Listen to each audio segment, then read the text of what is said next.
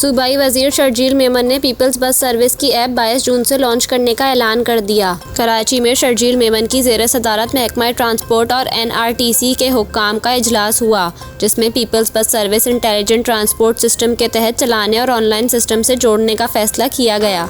इजलास में बताया गया कि पीपल्स बस सर्विस से सफ़र करने वाले शहरियों को ऐप से गाड़ी की लोकेशन का बआसानी पता चल सकेगा और सार्फिन ऑनलाइन बुकिंग, रूट किराए समेत दीगर ज़रूरी मालूमात भी हासिल कर सकेंगे, जबकि ऐप के ज़रिए सार्फिन अपनी शिकायत भी बराह रास्त हुक्काम बाला तक पहुँचा सकेंगे।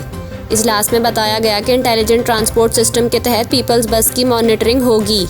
बस में CCTV कैमरे भी लगाए जाएंगे, जबकि बस में audio system, USB port, wifi communication system और ड्राइवर अलार्म भी होंगे।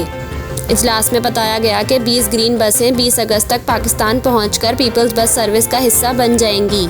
इजलास में वजीर ट्रांसपोर्ट शर्जील मेमन ने इलेक्ट्रिक बसेस के चार्जर्स का मसला भी तरजीही बुनियादों पर हल करने की हिदायत जारी की।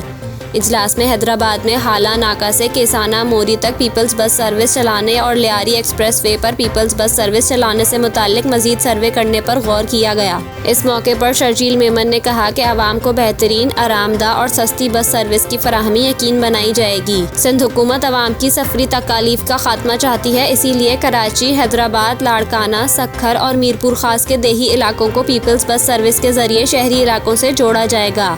इससे कबल वजीर ट्रांसपोर्ट ने पीपल्स बस के लिए शाहराह फैसल पर एक मखसूस लेन बनाने की भी हिदायत की थी।